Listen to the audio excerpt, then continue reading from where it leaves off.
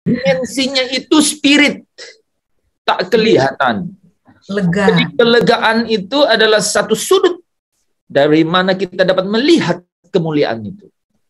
Jadi kalau saudara sudah menikmati yang namanya kelegaan, saudara sebenarnya sedang bersentuhan dengan kemuliaan itu. Katakan amin kalau yang Amin. Amin.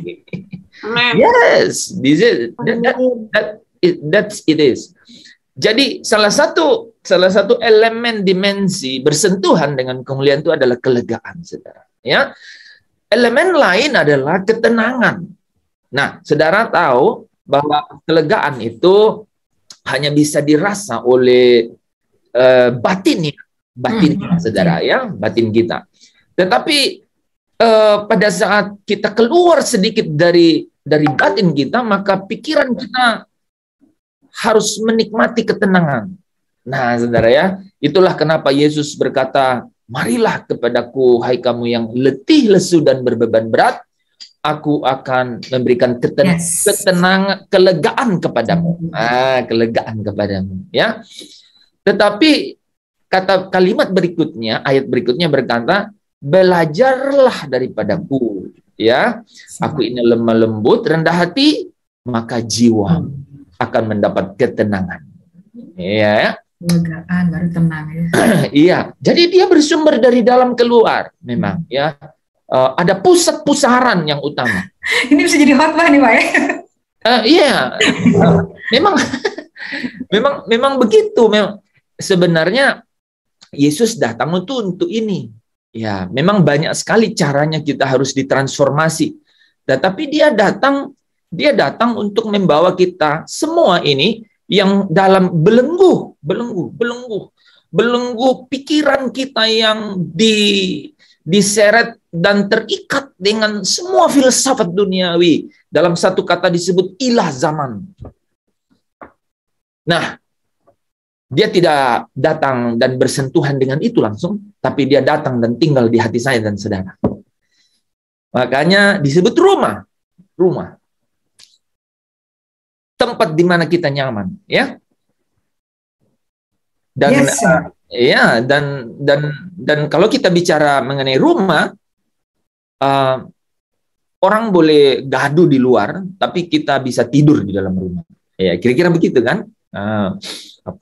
Metafora yang bisa menggambarkan. Memang harus demikian.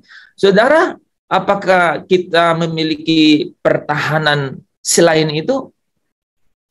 Ini padang gurun. Luar biasa gersangnya. Dan kalau firman Tuhan berkata bahwa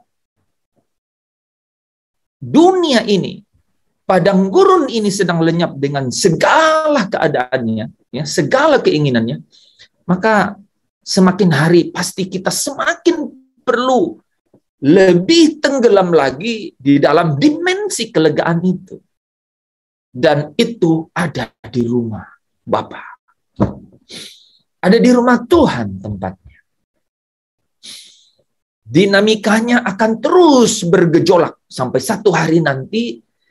Kalau saudara bisa membayangkan dinamika atmosfer ini, dikatakan bahwa langit akan hancur, bumi dan semua unsur di dalamnya, katanya, itu akan terbakar. Jadi terbakar. Jadi memang jadi lautan api. Ya, saudara, jangankan lautan api, saudara, ya. Kebakaran rumah saja udah membuat orang panik, saudara. Ya. Dan itu lautan api. Jadi saudara harus menemukan tempat untuk berlari. Untuk memisahkan diri dari keadaan itu. Harus. Gitu. Dan harus tahu pasti tempat itu. Nah, saudara yang dikasihi Tuhan, mungkin ada di antara saudara yang bilang, itu saya sudah sering dengar. Ya, sekarang masalahnya adalah saya sedang hidup dan menghidupi hidup sekarang ini. Saudara, kabar baik saya mau sampaikan kepada saudara bahwa sejak dari sini, sejak dari tempat ini, saudara dan saya bisa menikmati kelegaan itu. Saudara bisa tanya teman-teman yang, ya, kita bisa sharing di sini bicara mengenai itu, ya. Bahwa sungguh dalam satu dimensi saudara pasti bisa masuk dalam satu namanya stage atau keadaan, ya, keadaan atau stage di mana saudara itu bisa menikmati yang namanya kelegaan. Ya, sehingga hanya Tuhanlah yang saudara inginkan, hanya Tuhanlah yang saudara harapkan, hanya Tuhanlah yang menjadi kesukaan, nggak ada yang lain. Gitu, ya. Raih itu, temukan itu. Badan boleh lemah, ya. Teman-teman yang senior pasti secara fisik semakin merosot, ya. Ya, kalau bangunan itu topang kiri kanan, kasih batu, kasih tiang tulang sebisanya, ya, asal bisa dilewati, ya, sebisanya saja, ya, karena bagaimanapun usaha saya dan saudara, we have to go home. Kita harus pulang ke rumah yang sesungguhnya. This is not our home. Harus begitu. Itu natur satu-satunya. Itu adalah apa ya? Chemistry satu-satunya. Jadi kalau saudara dan saya melawan chemistry itu, arusnya itu, mainstream itu, saudara pasti gelisah, ragu, bimbang, khawatir, dan ketakutan. Sehingga kasih itu menjauh dari hidup saya dan saudara. Itu luar biasa itu sebenarnya, saudara. Kalau itu bukan Roh Kudus yang memberi kita pengertian, tidak mungkin. Tidak mungkin. Ya. Saya selalu senang mengingat kata-kata Yesus berkata, dunia tidak dapat memberikannya karena dunia tidak memilikinya. Wah, saya bilang, wah ini luar biasa. Luar biasa. Dengan demikian saya mau bilang kepada, hai jiwaku, janganlah cari ke dunia. Karena dunia tidak memilikinya. Dunia tidak mungkin memberikan kelegaan kepadamu. Hanya di dalam Yesus saja. Ya. Maka pemazmur berkata, I shall not want. Tidak. Ya, harusnya tidak ada lagi yang kuingini. Harusnya tidak ada kuingini lagi yang lain kecuali Engkau. Ya. I shall not want. Ya. Itu ada pujiannya ya, yang saya juga senang gitu ya. Gimana ya itu? Bukan hanya kau milikku di surga, tapi ada versi GMS. Tapi saya lupa ya. Nanti ya kita itu luar biasa saudara. Kalau saudara sampai ke dimensi itu, percayalah ya, irama saudara akan menjadi melodi ya di dalam perjalanan tulang. Oke. Nah, saudara yang dikasihi Tuhan, malam hari ini bukan malam biasa. Iya, ya, harus saya bilang begitu. Malam yang luar biasa. Malam yang ke-801. 2 tahun lebih saudara bersama-sama dengan saya dan saudara tidak bosan, itu luar biasa. Ya. Nggak pernah ketemu, seperti Ibu Minarti ini nggak pernah ketemu, ya. Tapi kita bisa bersama-sama di sini setiap malam, itu pasti hanya karena satu alasan, ya, yaitu apa saudara? Karena kita sedang mencari kebenaran, ya. Kebenaran itu akan memerdekakan saya dan saudara. Nah, saudara, sebenarnya malam hari ini tuh malam yang penting sekali, ya. Karena saya akan menceritakan kepada kita semua perjalanan kemuliaan umat pilihan, ya. Saudara kalau sempat ingat, ya. Saya close dulu semua yang lainnya karena ini. Nah, kalau saudara sempat ingat diagram ini, ya.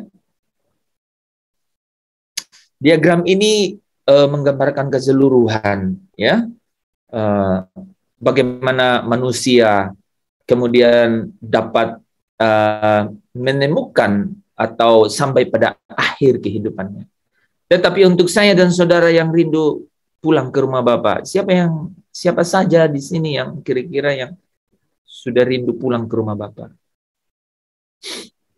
Yang mau besok? Ya, Kita, oh, Minarti angkat tangan, luar biasa. Apa nggak dengar? Oh, Yandri juga, puji Tuhan, luar biasa. Wah, kuatlah ya, karena di dalam menanti-nantikan Tuhan, saudara mendapat kekuatan yang baru. Wah, itu juga satu dimensi kemuliaan, saudara. Ya, ketika menanti-nanti ada sesuatu kekuatan, dan kekuatan menanti-nanti itu adalah dimensi kemuliaan. Ya, saudara. Nah, malam hari ini kita akan masuk. Kalau saudara lihat color code yang green ini, ya, yang warna hijau ini, saya akan jelaskan, gitu ya. Karena mau tidak mau saya harus buat gambar sendiri, gambar lagi, begitu ya. Karena saya harus menjelaskan bagaimana Roh Kudus jadi jaminan dari semua ini. Sebelum kita lanjut, kita harus memposisikan diri dulu nih ya. Saudara, Roh Kudus, Sang Pribadi Tunggal ini, dia yang harus sungguh-sungguh dihormati malam hari ini, saudara. Karena dia adalah jaminan. Wow. Pernah saudara dijaminkan? Saya kira belum ya.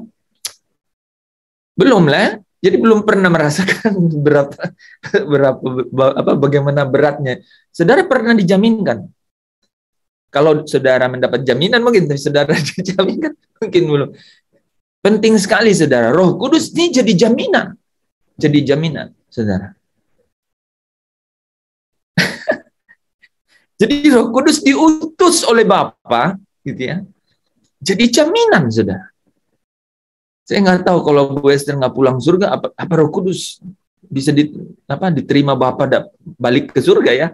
Karena dia harus jaminan, dia harus pimpin kita semua ke dalam seluruh kebenaran.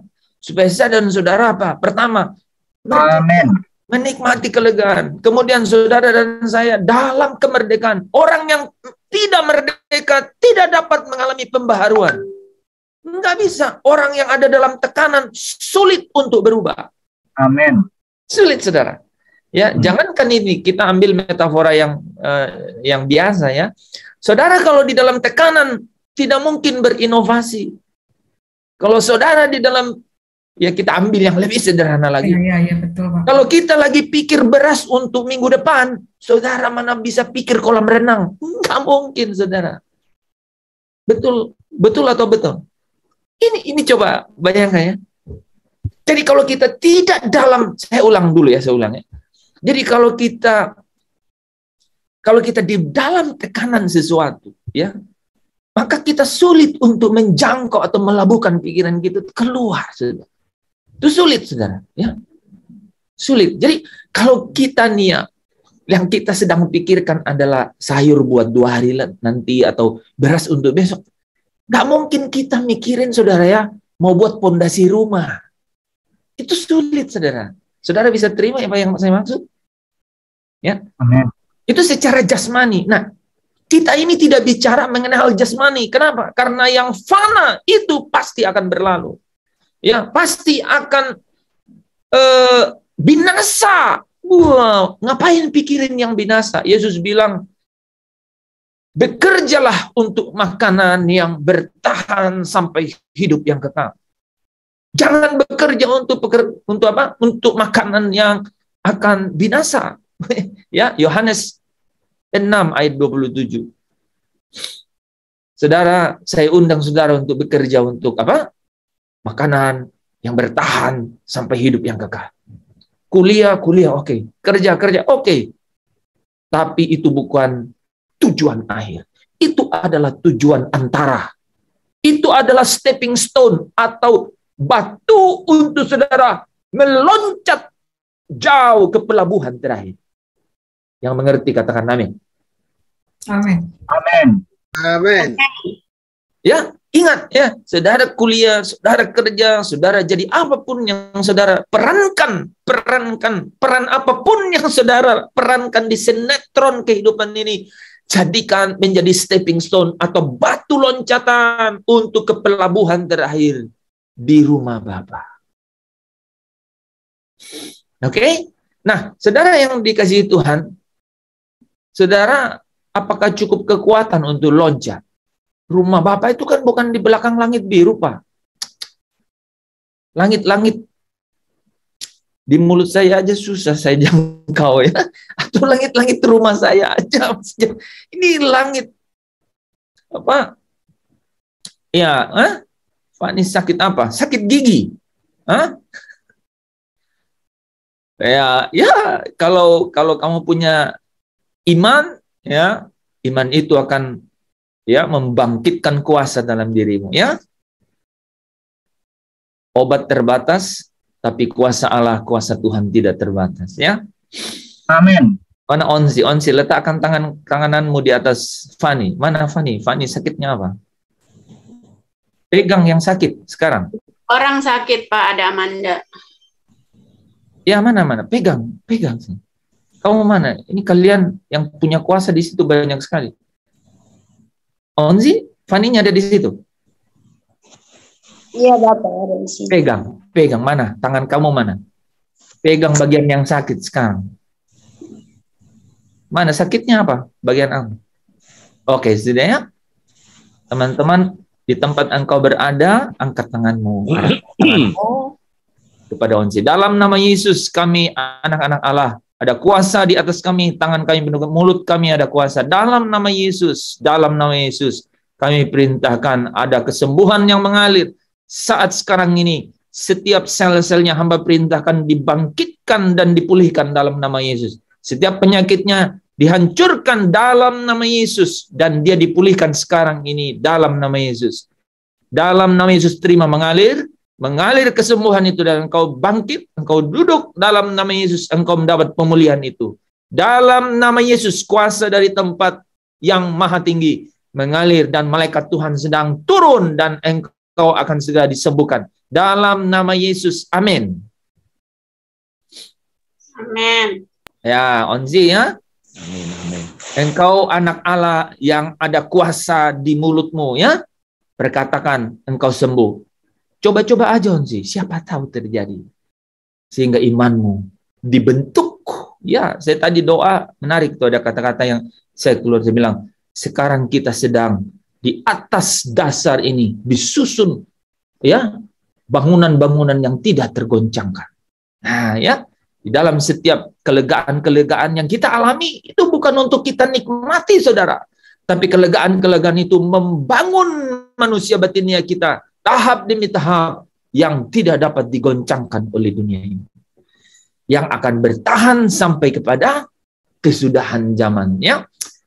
Nah, saudara yang dikasihi Tuhan, ada pribadi ya yang luar biasa yang bersama dengan kita, yaitu Roh Kudus, Roh Allah sendiri. Ya, nah malam hari ini kita akan belajar bagaimana kita dapat sampai di rumahnya Bapa. Ya, ada rumah Bapa di sini ya, ada tempat di mana kita tuju, yaitu rumah Bapa. Nah, saudara, kita akan mempelajari malam hari ini bagaimana kita dapat sampai di rumah Bapa, di mana ada kemuliaan yang tidak terbatas itu, dari status manusia yang ada dalam belenggu dosa. Ya, ada di dalam belenggu dosa. Dan ada Yesus Kristus yang menjadi imam besar, ya, imam besar agung. Dialah perantara. Ya, saudara lihat ya. Jadi memang tempatnya ini juga sangat bagus ya. Dia adalah imam besar agung, saudara. Dia adalah perantara, ya, perjanjian yang baru, saudara, ya. Catat itu, ya. Jadi Allah Bapa mengutus Yesus Kristus menjadi imam besar agung, yaitu perantara perjanjian yang baru. Nah, perjanjian yang baru ini, saudara, adalah perjanjian yang kekal, yaitu perjanjian darah. Perjanjian darah Yesus itu adalah perjanjian yang kekal. Nah, Yesus menjadi perantara. Saudara, dia ada di tengah ya, saudara ya, antara rumah Bapa dan tempat manusia terbelenggu oleh apa? Segala ya ilah zaman ini, dosa, bahkan filsafat dunia, bahkan dirinya sendiri. Malam hari ini saya ingin membuka rahasia ini untuk saudara, bagaimana kita dapat sampai ke rumah Bapa. Nah, saudara, bumi tempat kita ini akan segera berlalu. tidak akan tetap karena sudah jatuh atau sudah meleset dari rencana Allah sebelumnya. Sehingga yang akan timbul adalah onak duri, dan satu hari nanti akan menuju kepada kebinasaannya. Itu adalah hari Tuhan, di mana itu akan dihancurkan menjadi lautan api. Nah, saudara, Allah telah membuat satu rencana agung, yaitu ada langit yang baru dan bumi yang baru. Nah, saudara, kalau lihat dalam Wahyu 21 ayat 1 dikatakan bahwa Yohanes melihat langit yang baru dan bumi yang baru. Sebab langit yang pertama dan bumi yang pertama telah berlalu, dan laut pun tidak ada lagi. Saudara, memang akan ada langit baru dan bumi yang baru itu. Dan saudara, yang menarik adalah Yohanes melihat ada kota kudus, kota suci, kota Allah. Namanya Yerusalem baru, yang turun dari surga, dari Allah. Saudara, di dalam ayat 2 dikatakan, dan aku melihat kota kudus, Yerusalem baru, turun dari surga dari Allah. Penuh hiasan, seperti pengantin perempuan yang berdandan untuk suaminya. Nah, saudara yang dikasihi Tuhan, tempat ini luar biasa. Tempat ini diwarnai dengan kemuliaan, glory, kemuliaan yang dari Allah. Gambaran yang luar biasa karena kemuliaan ini, saudara, di kota itu tidak memerlukan matahari dan bulan untuk menyinarinya, sebab kemuliaan Allah meneranginya, dan anak domba itu adalah lampunya. Dalam terjemahan sederhana Indonesia, saudara, dikatakan kota itu tidak memerlukan matahari dan bulan untuk meneranginya, karena kemuliaan Allah bersinar seperti matahari, dan cahaya anak domba seperti lampu menyinari kota itu. Luar biasa. Pasti saudara punya fantasi dan kerinduan untuk segera pulang karena kebenaran-kebenaran ini, ya. Nah, saudara yang dikasihi Tuhan, inilah kerajaan Bapa itu. This is the Father Kingdoms. Ya, kemana saudara dan saya akan pulang, ya. Ingat saudara, satu hari nanti, ya, Yesus akan menyerahkan kerajaannya kepada Allah Bapa. Karena memang harus Allah lah yang menjadi semua di dalam semua.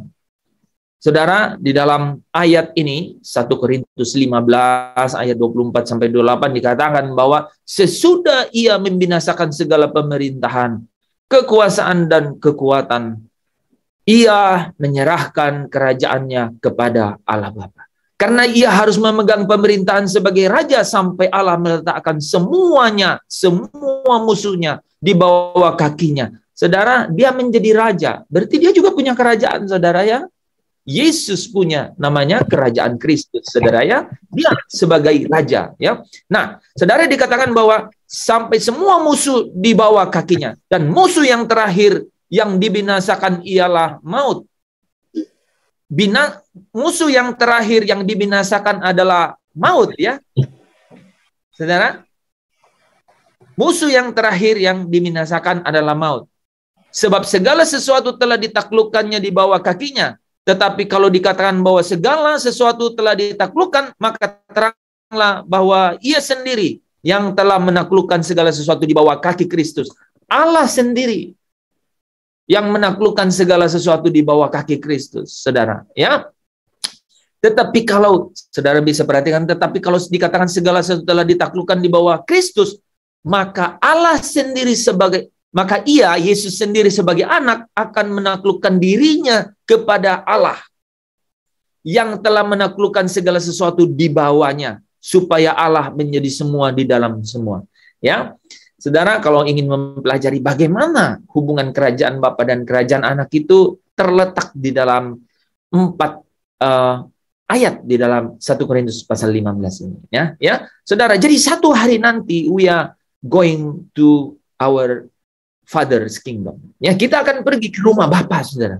Rumah Bapa, ya, di kerajaan Bapa. Dan kerajaan Bapa inilah, saudara, yang sering kita atau Yesus katakan, rumah Bapakku. Di rumah Bapakku banyak tempat tinggal. Ya, di rumah Bapakku banyak tempat tinggal. Saudara bisa ingat ya, Yohanes 14 berkata, di rumah Bapakku banyak tempat tinggal. Jika tidak demikian, tentu aku mengatakannya kepadamu.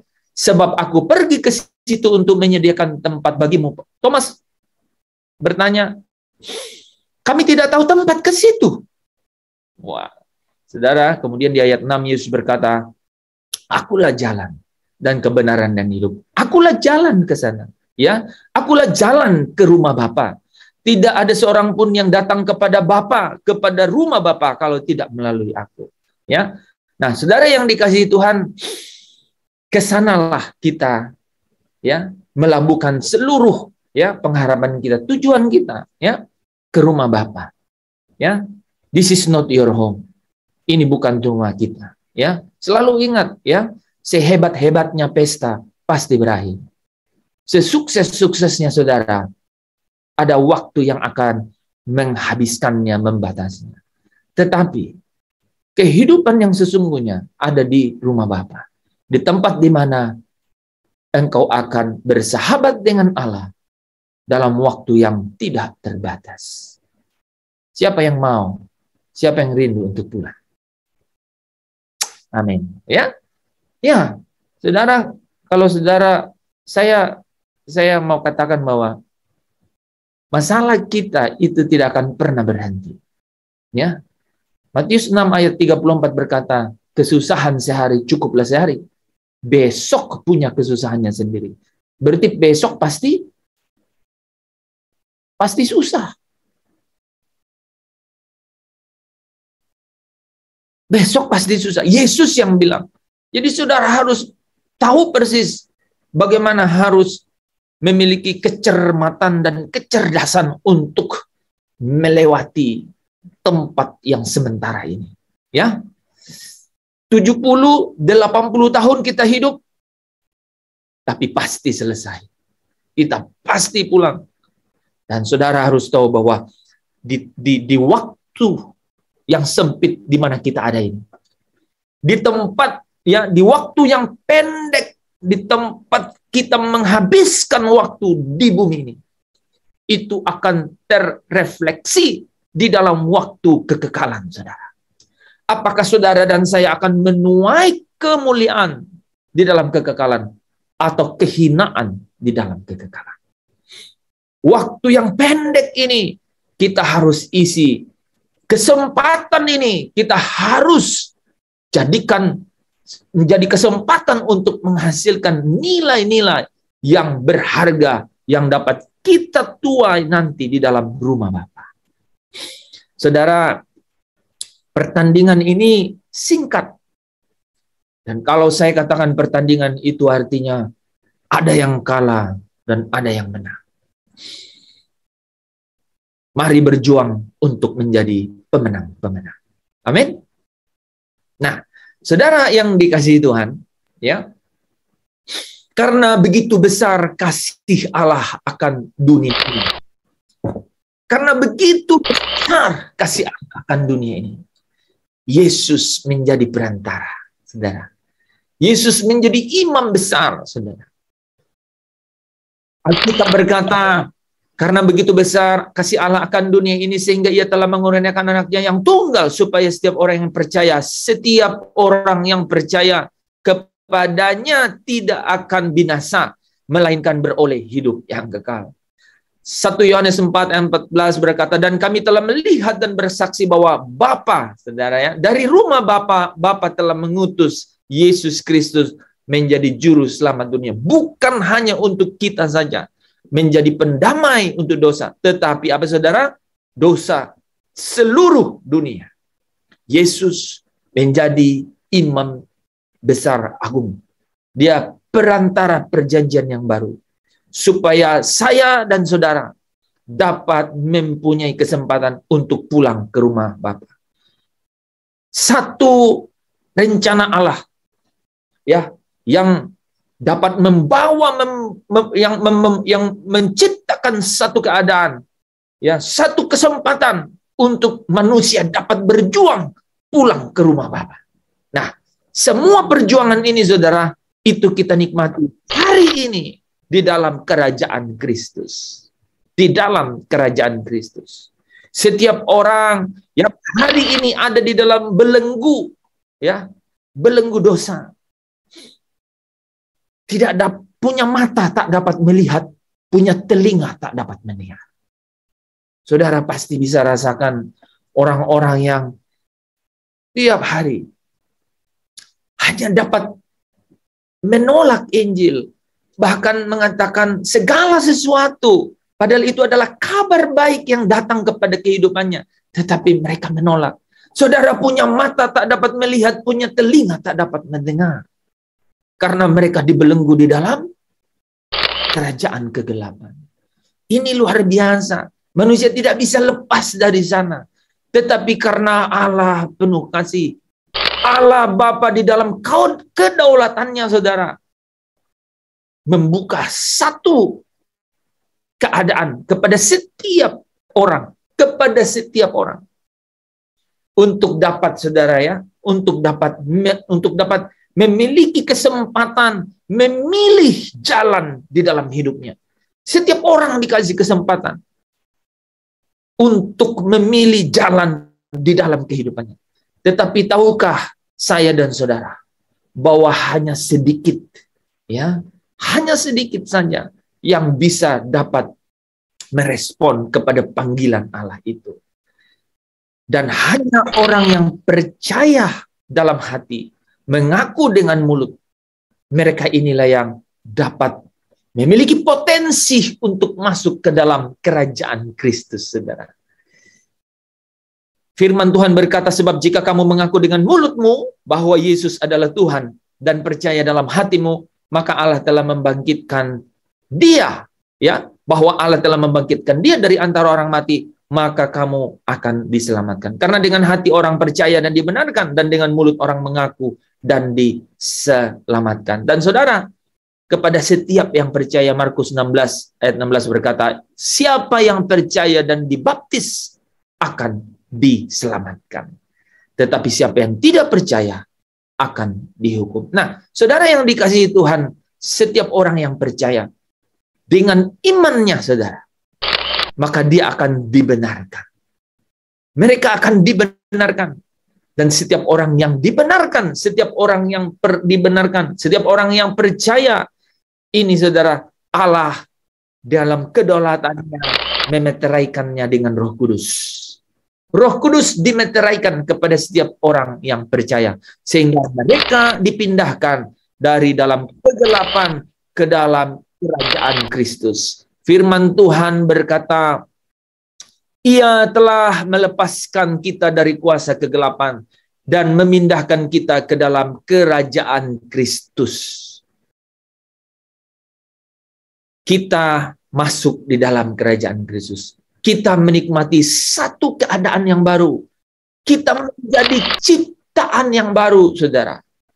Kita menjadi ciptaan yang baru. Mata kita yang tadi tidak bisa melihat, dapat melihat bahwa di dalam kerajaan Kristus ada kesempatan.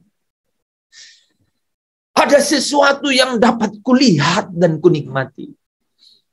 Kemudian, saudara, ketika orang ini, ya, yang telah percaya dalam hatinya dan mengaku dengan mulutnya, dibaptis sebagai lambang kematiannya atas hidupnya yang lama dan pindah kepada hidupnya yang baru.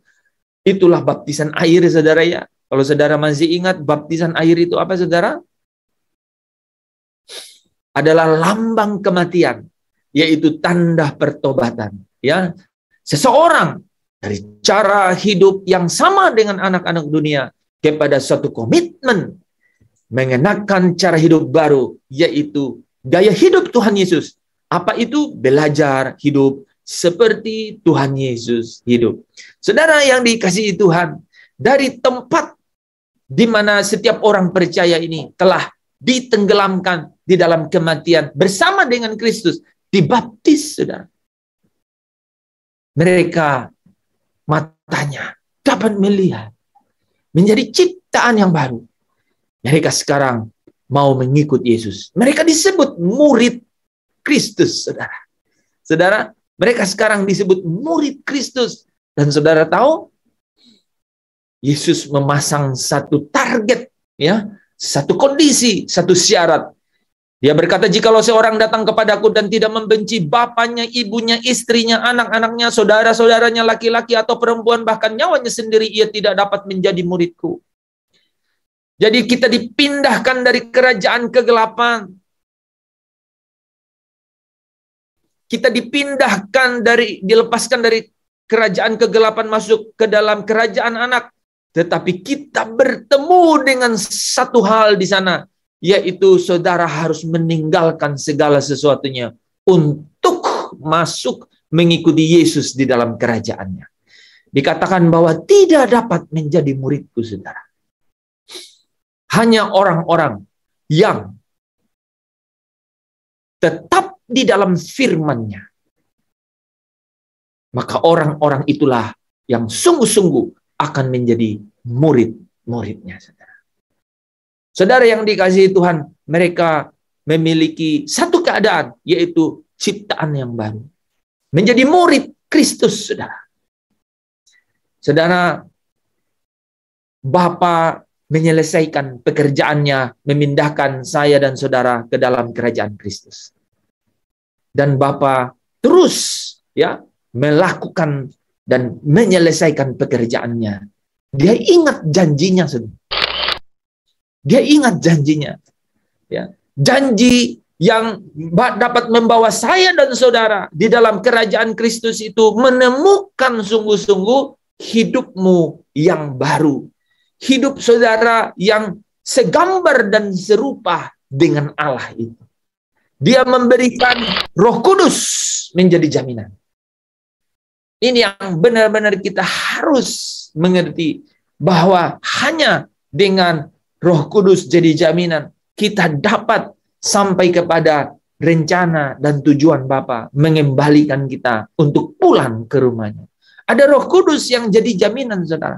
Ada janji Bapa, dan janjinya itu, saudara, kalau saudara ingat, ya, Roh Kudus yang jadi jaminan, ya, sebab Dia yang telah meneguhkan kami, ya, bersama-sama dengan kamu di dalam Kristus, adalah Allah yang telah mengurapi, memeteraikan tanda miliknya, meterai Roh Kudus, atau, ya, atas kita, dan yang memberikan Roh Kudus dalam hati kita sebagai jaminan dari semua yang telah disediakan untuk kita. Efesus 1 ayat 14 membuatnya lebih singkat. Roh Kudus itu adalah jaminan bagian kita sampai kita, kata-kata ini sangat penting, memperoleh seluruhnya. Apa itu, saudara? Penebusan sampai kemuliaan. Ada hal yang kita harus raih, saudara. Kita harus raih, ya. Makanya 1 Timotius 6 berkata, bertandinglah dalam pertandingan iman yang benar dan raihlah hidup yang kekal. Harus diraih, saudara. Ya. Dan saudara tidak perlu khawatir karena ada Roh Kudus yang jadi jaminan. Roh Kudus itu adalah jaminan bagi kita. Ini yang menjadi dinamika hidup kita, dinamika hidup umat pilihan dari hari ke hari. Saudara yang dikasihi Tuhan, ingat, janji Bapa memberikan Roh Kudus jadi jaminan. Janji Bapa ini, saudara, kalau ingat, ya, Yesus sendiri yang berkata, dan aku akan mengirimkan kepadamu apa yang dijanjikan Bapakku, saudara, ya. Tetapi kamu harus tinggal di dalam kota ini sampai kamu diperlengkapi dengan kekuasaan dari tempat tinggi. Apa itu, saudara?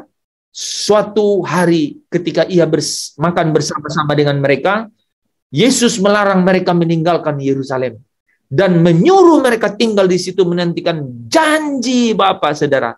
Yang demikian katanya telah kamu dengar daripadaku, ya. Dia akan membaptis saudara dan saya, mereka ini, dengan Roh Kudus.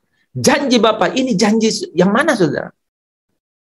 Janji yang ada di dalam Yoel 2 ayat 28, 29. Bapa mencurahkan rohnya ke atas manusia. Roh Kudus menjadi jaminan. Ketika Bapa menepati janjinya, mencurahkan Roh Kudus kepada umat manusia, saudara. Supaya apa, saudara?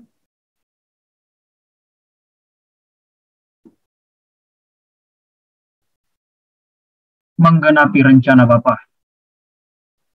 Amin. Supaya menggenapi rencana Bapa. Apa itu, saudara? Saudara dan saya akan menuju ke rumah Bapa, ya. Jadi ada Roh Kudus yang menjadi jaminan supaya saudara dan saya sampai ke rumah Bapa.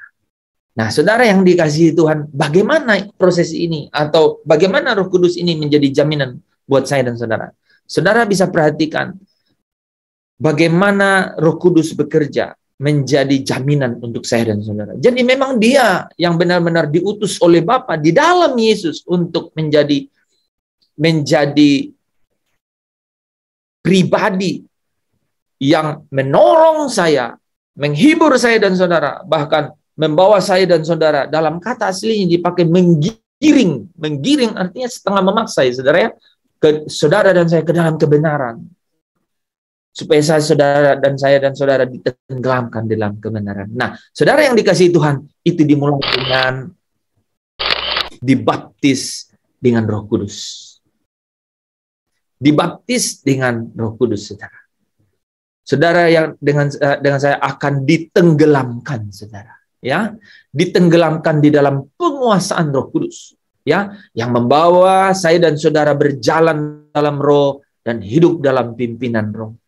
Dan saudara dan saya akan dipenuhi dengan Roh Kudus, dilengkapi. Saudara dan saya akan dilengkapi, ya, satu pengalaman orang percaya yang sudah dibaptis untuk kembali diperlengkapi berulang-ulang oleh Roh Kudus melalui kebenaran yang membawa kepada kemerdekaan sesungguhnya dan pembaruan hidup yang menjadi serupa dengan Kristus yang ditandai dengan buah Roh dan karunia Roh.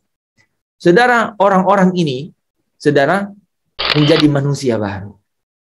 Dari ciptaan yang baru, mengambil komitmen menjadi murid. Mereka ditenggelamkan dalam penguasaan Roh Kudus. Mereka semakin diperlengkapi dengan kepenuhan Roh Kudus. Mereka menjadi manusia baru. Mereka menghasilkan buah Roh.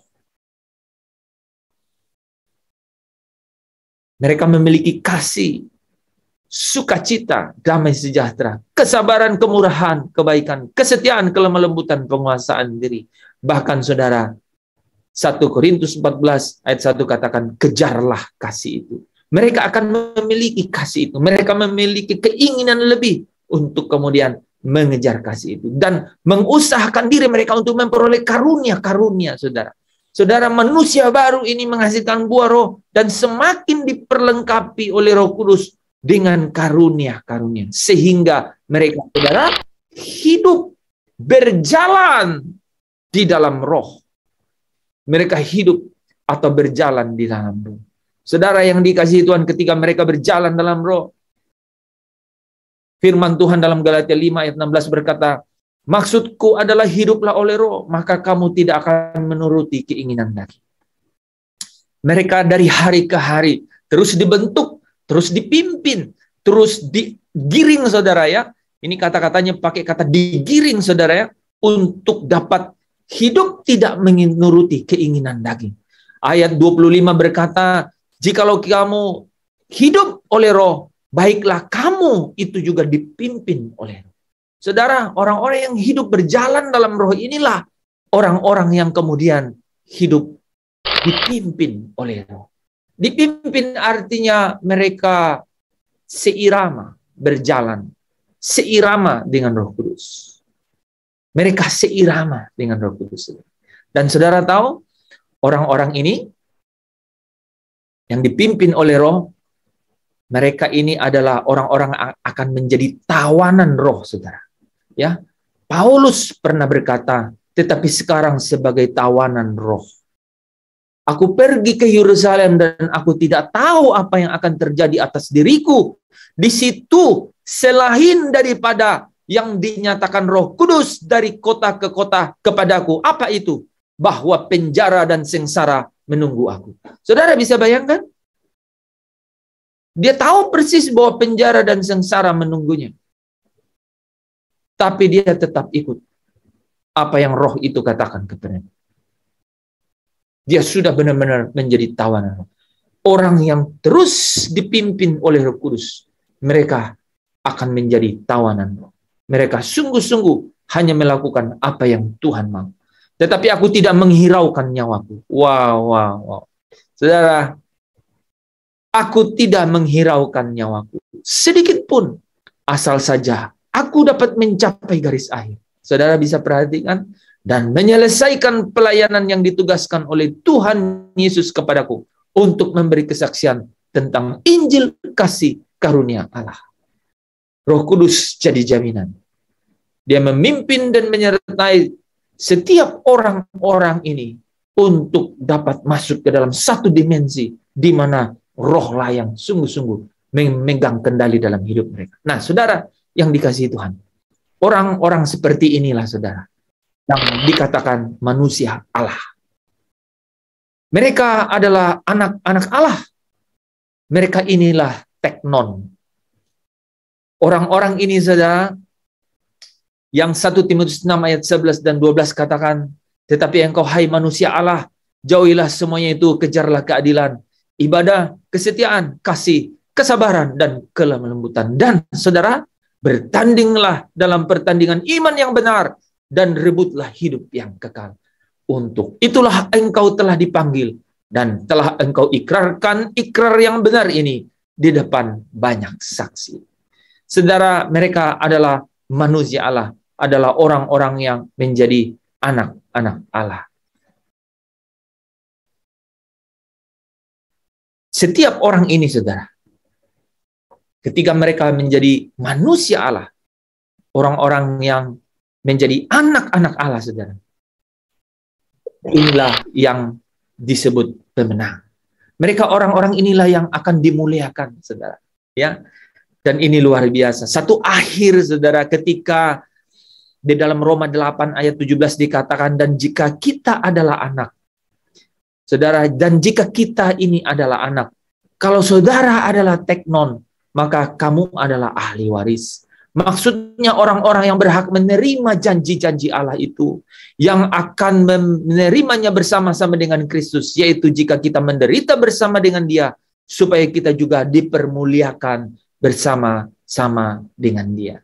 Saudara, perjalanannya adalah perjalanan kemuliaan. Kolose 3 ayat 4 berkata, apabila Kristus yang adalah hidup kita, di akhir cerita kerajaan Kristus itu, saudara, ketika Kristus ada yang adalah hidup kita, yang adalah kita, menyatakan diri kelak, kamu pun akan menyatakan diri bersama dengan Dia dalam kemuliaan. Saudara bisa lihat, Roh Kudus menjamin ketika saudara ditebus, saudara dilepaskan dari kerajaan kegelapan, masuk ke dalam apa, saudara? Masuk ke dalam kemuliaan itu sendiri. Saudara yang dikasihi Tuhan, perjalanannya adalah perjalanan orang-orang yang dimuliakan. Mereka adalah orang-orang yang menang. Saudara, saya ingin membawa saudara untuk melihat ya beberapa hal mengenai siapa orang-orang yang menang ini. Ya, di dalam Wahyu pasal 2 dan pasal 3, dan diakhiri dengan Wahyu pasal 21 ayat yang ke-7, ada gambaran orang-orang yang menang ini, saudara. Apa yang mereka akan terima, saudara yang dikasihi Tuhan. Ini adalah gambaran kemuliaan. Nah, sekarang saudara bisa mengerti. Banyak di antara kita yang bertanya, apa kemuliaan itu, saudara? Mari kita lihat. Gambaran kemuliaan adalah gambaran dimensi orang-orang yang menang.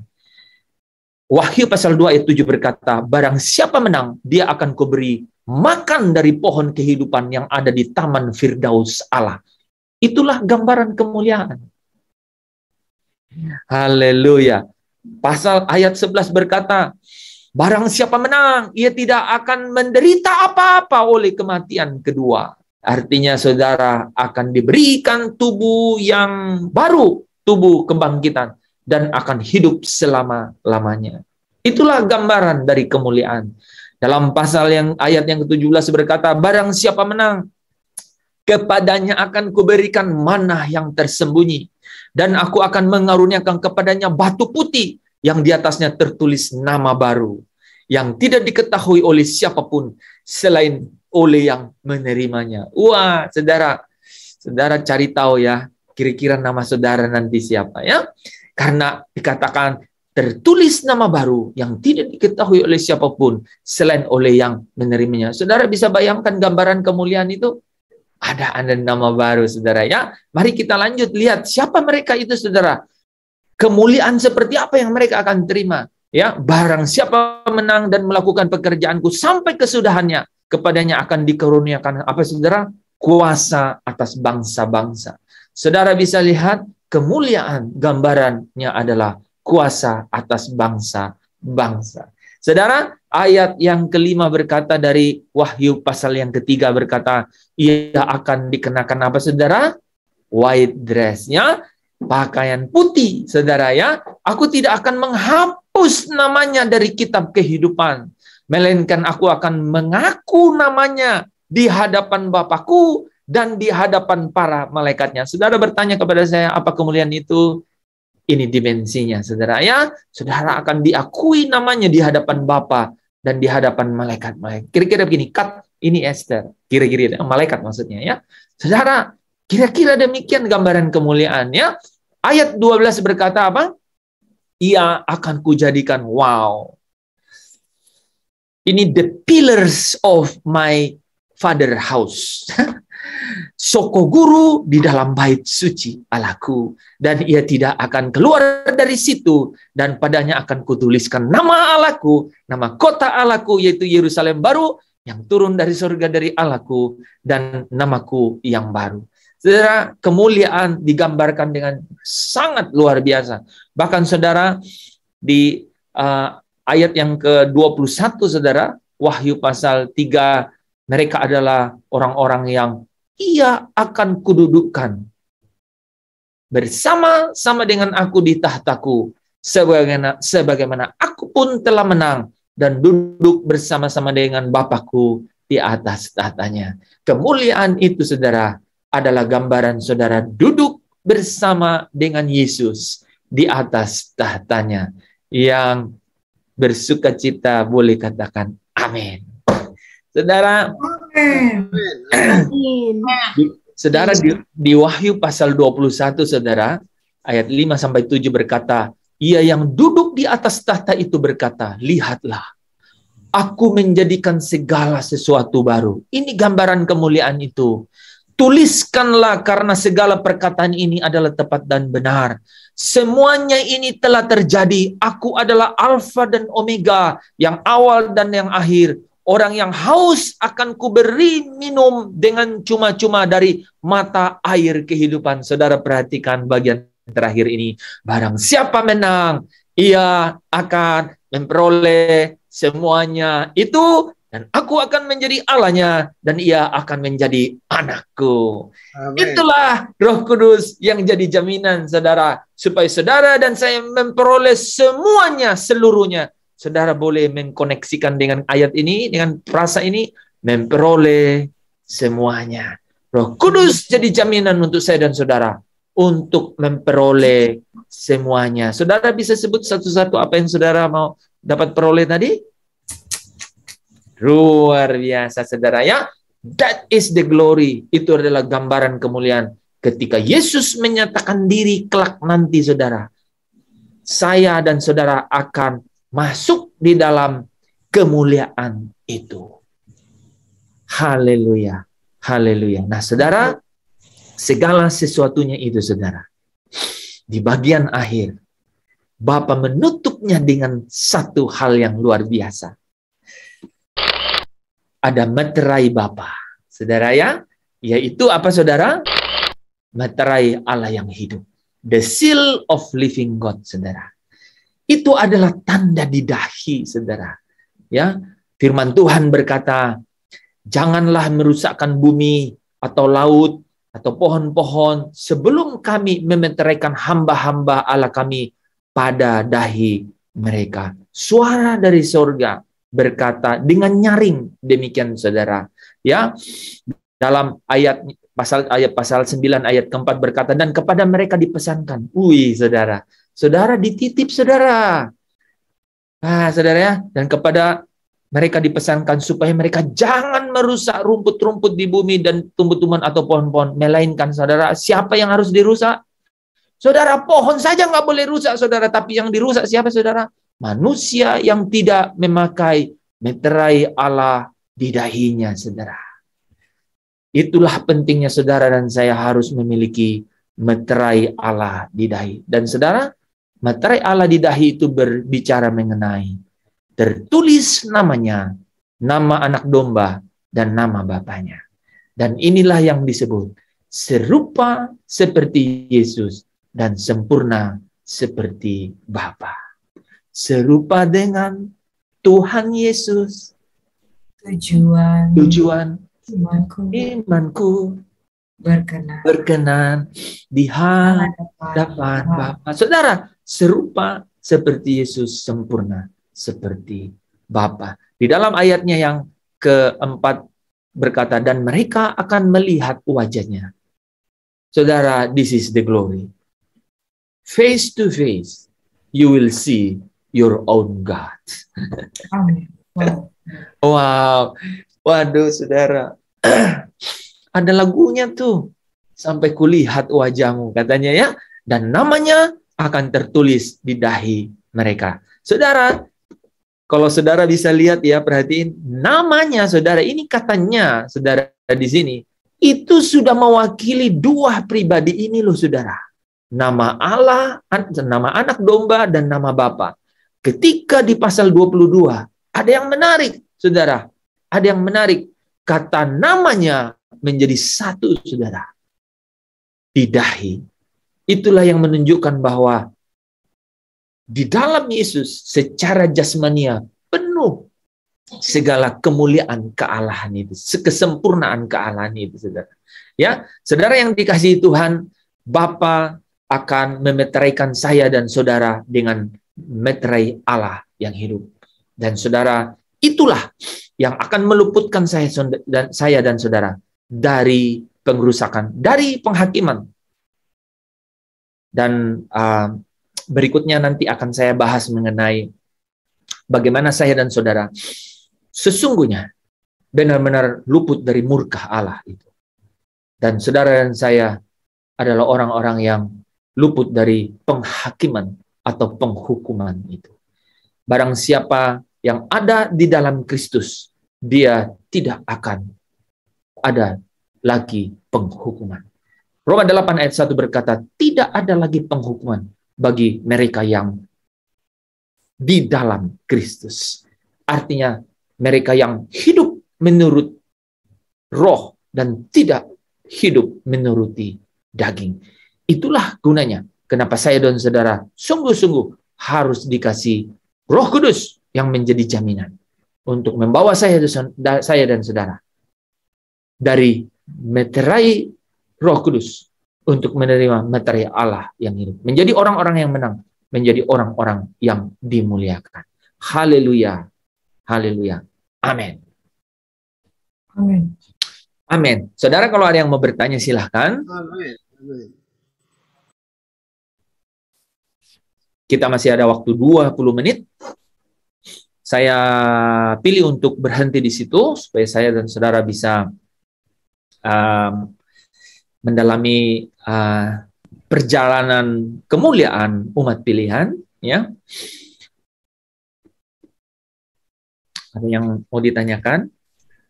Pak, kemarin kan Bapak ada bilang, Pak, di dalam kerajaan Kristus itu, di dalam Matius 13 ayat 41 dan 43, anak manusia itu menyuruh, maksudnya menyuruh malaikatnya untuk membersihkan, mengeluarkan orang-orang yang, jadi hanya orang-orang yang tertinggal itu orang-orang yang akan masuk dalam kerajaan Kristus gitu loh, Pak. Tadi Bapak nggak masukin itu. Terus saya juga mau nanya, Pak, di dalam Yerusalem baru itu kan ada Allah Bapa dan anak domba. Oke. Berarti Roh Kudus itu di kerajaan Kristus ya, Pak? Ketika nanti dia menyerahkan kerajaan Kristus kepada Bapa. Ya. Roh Kudus itu adalah rohnya Allah. Dan dia terus bekerja, kan?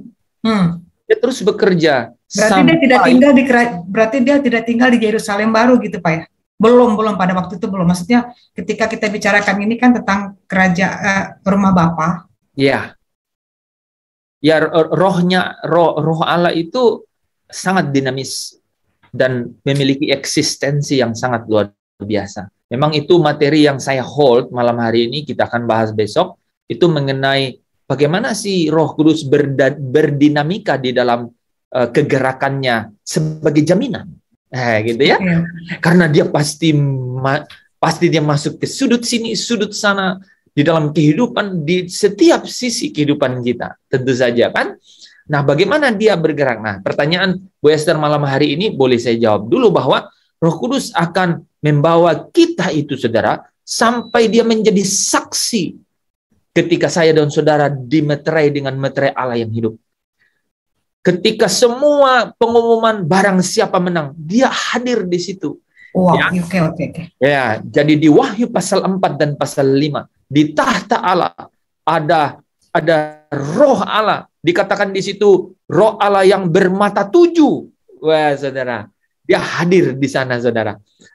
Yang menarik adalah, wow, saudara, dia jadi saksi, saudara, di sana, saudara.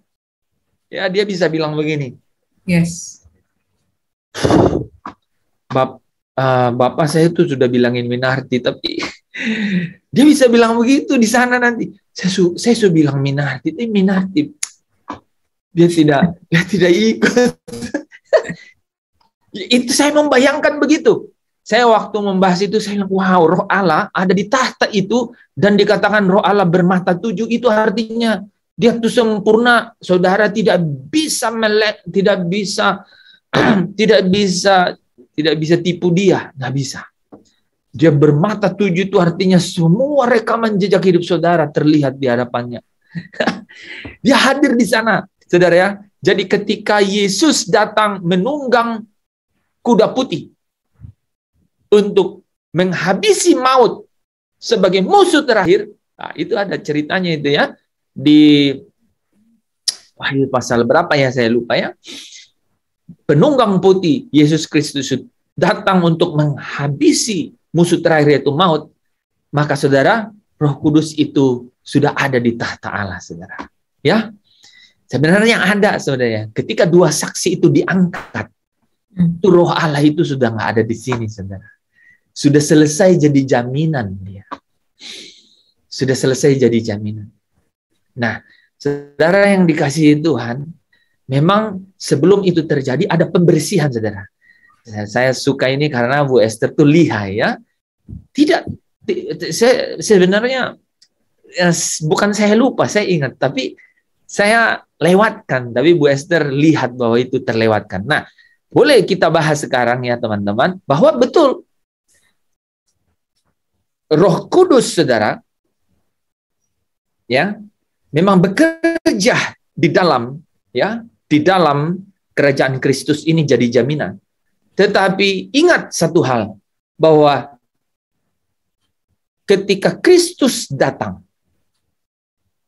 yaitu anak manusia, dengan malaikat-malaikatnya, dia akan menyuruh malaikatnya itu untuk mengumpulkan segala sesuatu ini ilalang yang menyesatkan ini, dan semua orang yang melakukan kejahatan dari dalam kerajaannya. Sehingga yang tersisa itu adalah gandum. Siapa mereka? Mereka adalah orang-orang benar. Dan waktu itulah mereka bercahaya seperti matahari di dalam kerajaan Bapa. Artinya apa? Di sini nih perpindahan ini terjadi. Setelah tiba kesudahannya, kata, kalau saudara perhatiin ini ya, ketika tiba kesudahannya, ketika kemudian tiba kesudahannya, ia menyerahkan kerajaannya kepada Bapa. Apa saja yang terjadi di situ? Ini yang terjadi, saudara. Yesus membersihkan hal yang menyesatkan dan hal yang jahat keluar dari kerajaannya. Dan yang tersisa adalah orang-orang benar yang dipindahkan ke dalam kerajaan Bapa. Mereka akan bercahaya seperti matahari.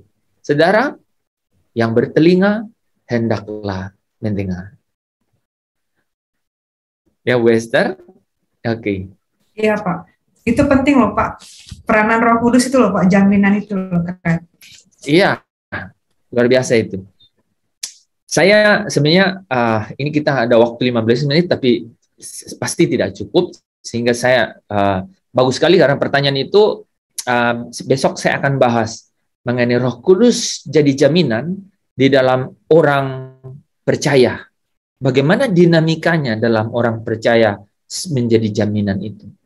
Kita secara secara diagram sudah bisa melihat gitu ya, bagaimana dia menjadikan ciptaan yang baru, menjadi manusia baru, menjadi manusia Allah.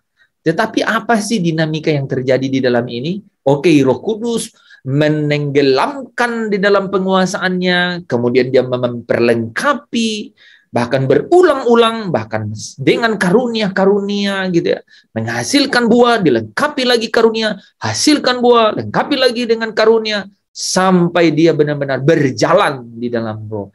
Dan orang yang berjalan dalam Roh inilah yang disebut dipimpin oleh Roh. Orang yang dipimpin oleh Roh ini seirama dengan Roh itu sendiri, mereka ditawan oleh Roh, sehingga mereka benar-benar tidak lagi mengikuti keinginan daging. Mereka inilah manusia Allah, mereka inilah teknon, anak-anak Allah, yang akan, apa katanya, dipermuliakan. Roma 8 ayat 17. Ya, karena kamu adalah anak, maka kamu yang menderita bersama dia akan dipermuliakan bersama dengan dia. Mereka adalah orang-orang yang menang, yang dimeterai dengan meterai Allah yang hidup. Ada pertanyaan yang lain? Ini kalau teman-teman sudah bisa menjelaskan ini, nanti saudara bisa lihat di YouTube dan di TikTok. Ulang cerita kepada siapapun, share. Tuhan akan memakai saudara menjadi saksi.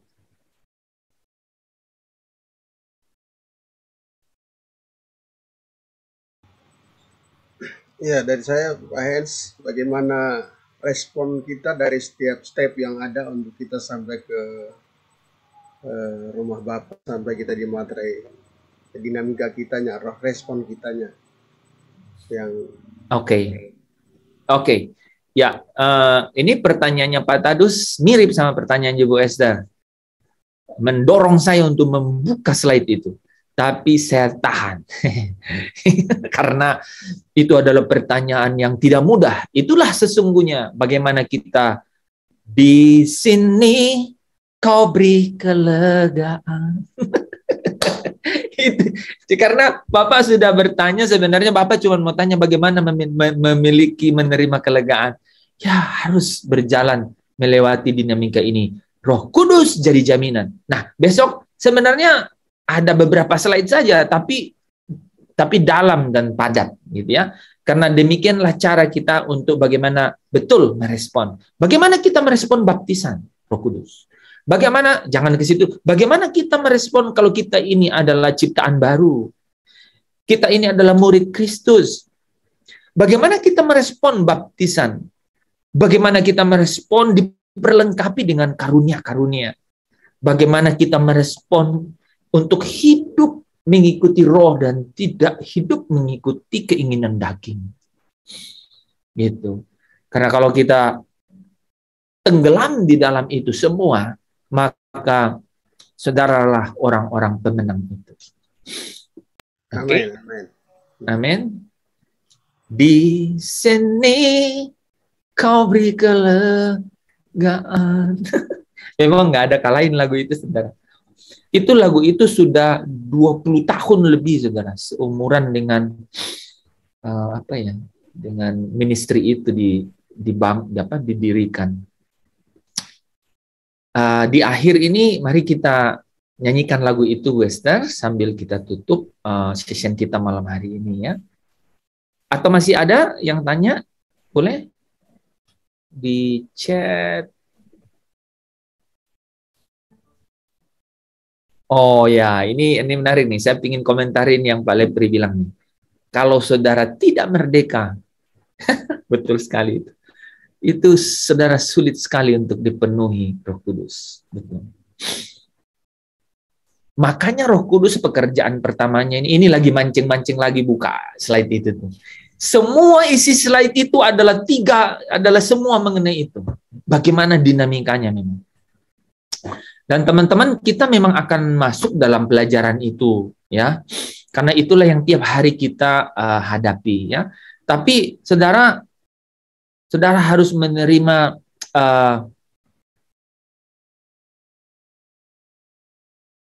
saudara harus menerima kebenaran yang memberikan saudara kekuatan di dalam perjalanan. Itu yang saya mau bilang. Nah, biasanya saudara harus dikasih tahu bahwa akan ada trofi, akan ada mahkota kemuliaan, akan ada mahkota kemenangan. Dan perjalanannya adalah perjalanan dimeterai di awal, dikasih jaminan, dan kemudian dimeterai di akhir. Nah, hal-hal ini akan memberikan kita kekuatan untuk menjalani, karena perjalanannya tidak mudah. Seberapa banyak firman yang kita harus dengar? Seberapa banyak perlengkapan yang harus kita terima? Seberapa tenggelam kita di dalam penguasaan rohnya yang kudus?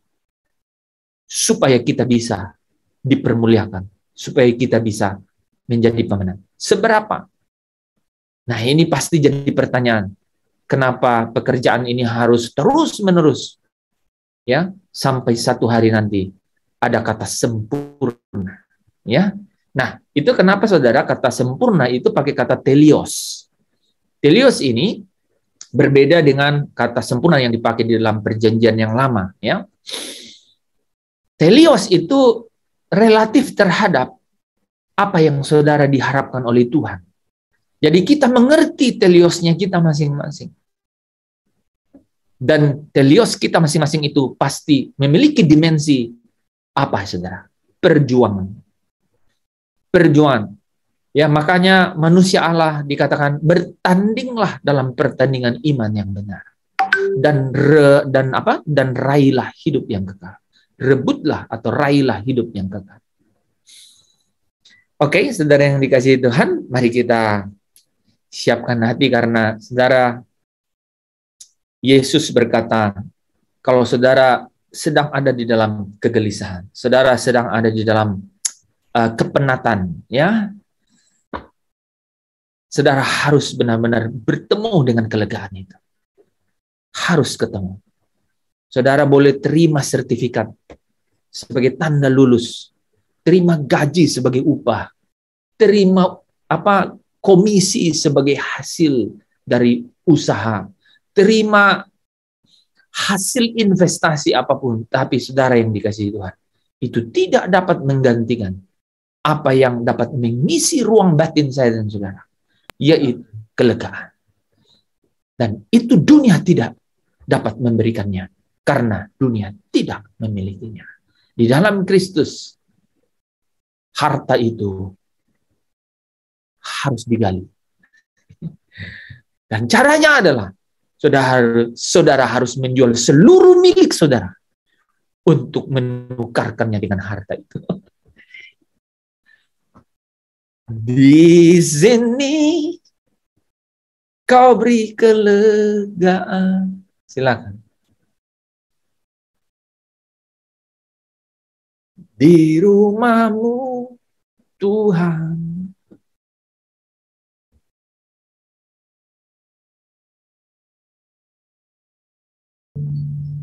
Di sini kau beri kelegaan. Jadikan ini jadi melodi. Di rumahmu, Tuhan. Lagu kehidupan. Hidup yang benar, letih gelisah. Kau ganti suka cintamu.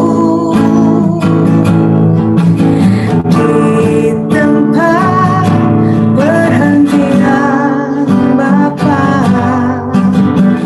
jiwaku lakukan